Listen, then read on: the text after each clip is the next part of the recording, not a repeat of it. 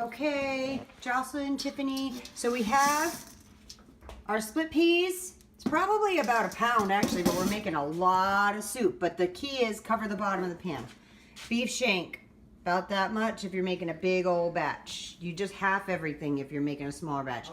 Chuck. I'm gonna go to the gym. Chuck roast because Dean loves meat. When I get home. Okay. All right, Jocelyn. You have to soak the peas a little bit and rinse them because they get little pebbles and yucky stuff. So you rinse those. Rinse them really well. Okay, first things first. Okay, here's everybody. Okay, first things first. I could only find that for slippers. So those are my slippers. Take a picture of that. There's my puppy, my love of my life. Okay, so we got that. Those are rinsed.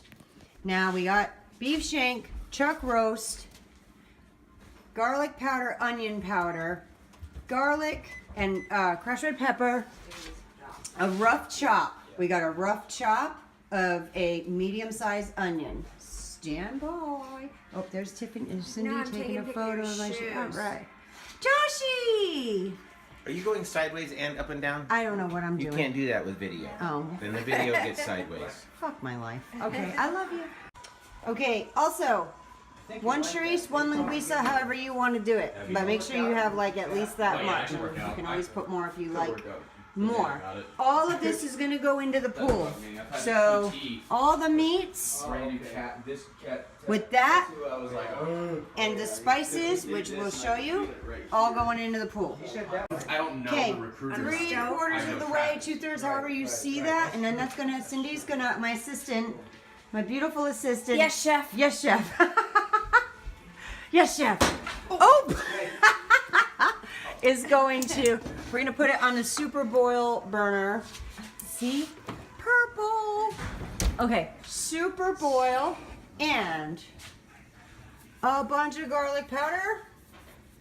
A bunch. Stand by everyone. A bunch of onion powder. Ding, ding, ding, ding, ding, ding, ding, ding, ding, ding. I like to throw in a wicked heaping teaspoon of minced garlic, and we're going to get started with our first round of crushed red pepper. Baby Batman. Okay.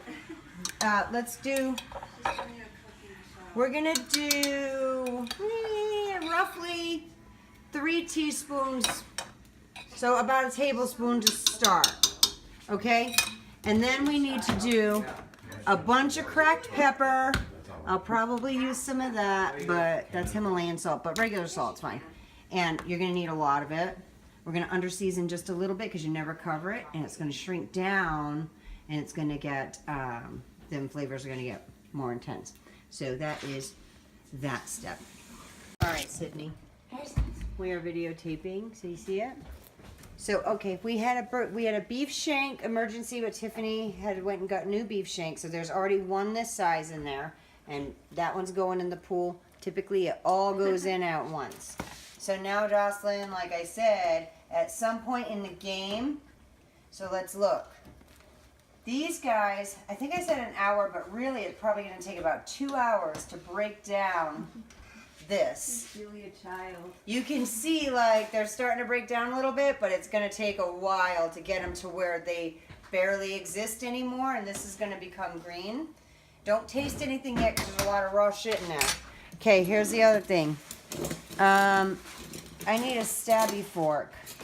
I do not need a stabby fork because I have knives. Okay, here's a knife, but a stabby fork works too.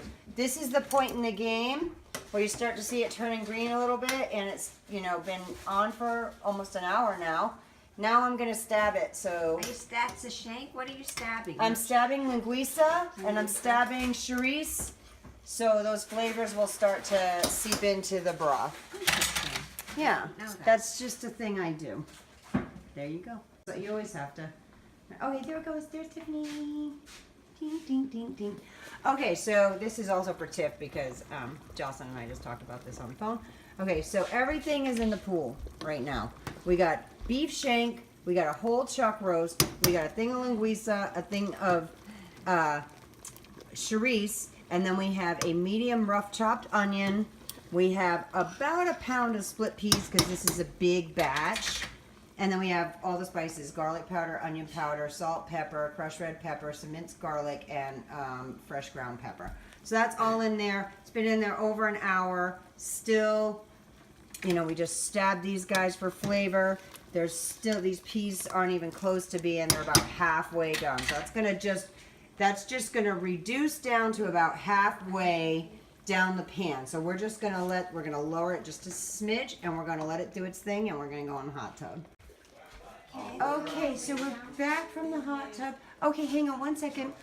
Okay, you see this? You can see a little bit of the split peas. They always come to the top after it's been going. It's probably been another 40 minutes or so, maybe a little longer. And so now, so you can walk away from this stuff for a while, but you can see it's getting like brothy, and these peas are starting to disintegrate.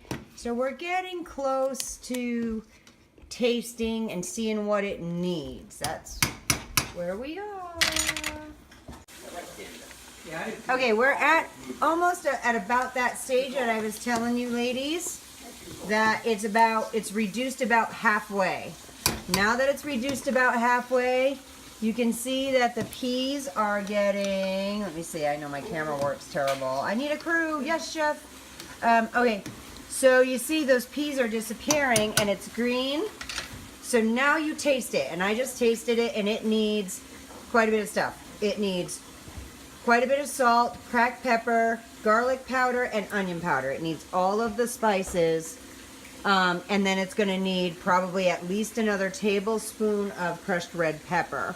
So I'm going to do that and season it to taste, and then it's going to let it go for a while, and while that's going, we're going to peel the potatoes. I usually have it all prepped already. Peel the potatoes, cut up the cabbage and kale, and have it in a big thing, and the next layer of onion, and ready to go. House is trash. Bada. Hi, Bada. Sheila. Josie. Oh, Josie, it's been for Mom. Josie, it's been for Mom. It's been for Mom. Bada. Buddy. Okay, so we have the girls. We have my sous chefs. Oh, so pretty. Yes, chef. Peeling potatoes. Yes, chef. Yes, chef. And this sous chef is cutting all of the kale and the cabbage, which I layer in the opposite order in which they go in because I'm OCD. But if you're not OCD, potatoes go first, then cabbage, then kale. That's the order. And then here's what this is looking like, and we're seasoning now. I love that. I got that at Ross, I think. These OXO grip peelers are the best potato peelers. Okay, so side note, before we add all the other stuff, I'm going to add a little bit more of onion just to give it that little extra flavor, and so they don't completely disintegrate. So you have a little bit of onion at the end. Now's the time that we're going to do that. So before we put the kale and potatoes and cabbage in, I'm going to throw a little bit of onion in. Okay, so this is 4 heads of kale. Oh, kale down. And then we're going to do 1 fairly good sized cabbage. Don't forget to invest in a little Beano. Okay, so this is the side. You have to have the potatoes. You can't have them too small or they'll disintegrate and they'll turn mushy and melt, and then that's no fun. So you may have to, in your bowl, you're going to have to turn these into, you know, a few bites or a couple bites, but that's the way you do it. So the cabbage has to be cut. Let's see. Oh, this poor kitchen. The cabbage has to be cut relatively big too, because that's going to disintegrate as well. As far as potatoes go, hi baby.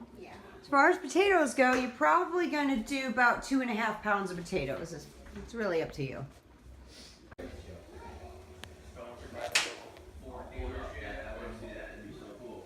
Okay, how come this doesn't have a flippy thing for video? It does it? I don't know.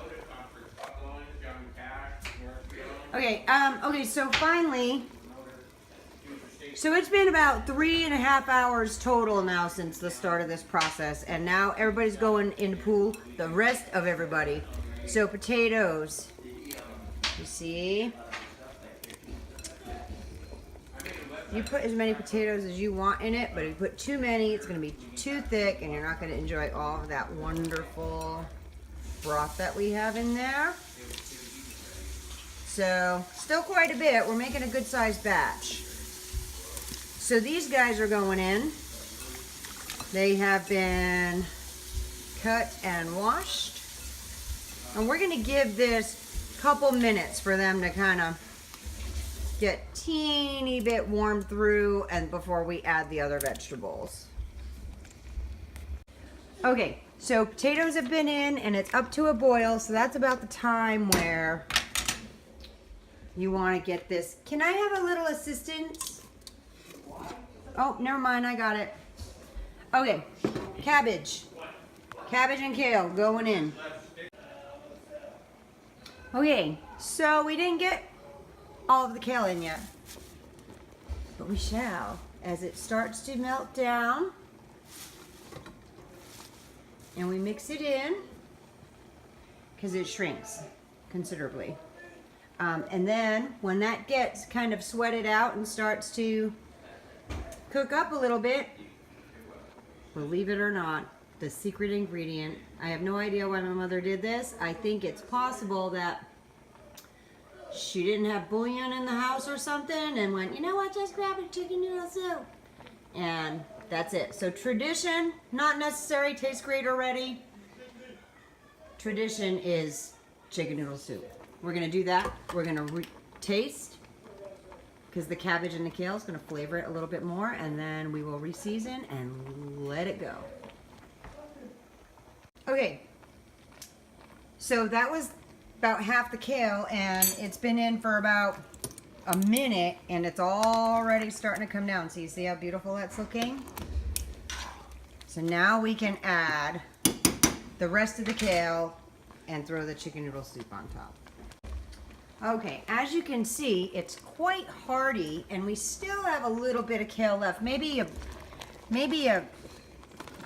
head of kale. I guess it depends on the size of those, but I don't really think it needs any more. It's super hearty. So what we're gonna do is the finishing touch in honor of Mommy Head. Cheers, Mommy Head.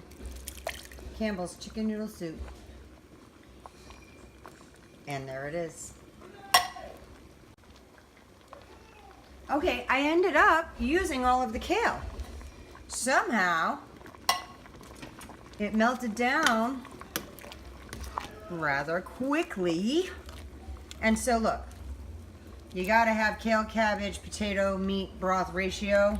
Good, when this all melts down, it's gonna be pretty perfect. Okay, a little more garlic pepper powder, I mean. No sleep, no sleep. A little more onion. A little more crushed red pepper. Back east you can get this. I will be sending some home with my niece so she can have it. And I will crack some pepper over the top of it. Then, once the potatoes are done, it's pretty much done. You should let it rest for a while. And like lasagna or anything else, better the next day. And that's basically what the finished product looks like. And then a lot of people like to add a little bit of that for some extra kick into their own bowl. Happy Caldene Portuguese soup, Pauline Domingues recipe.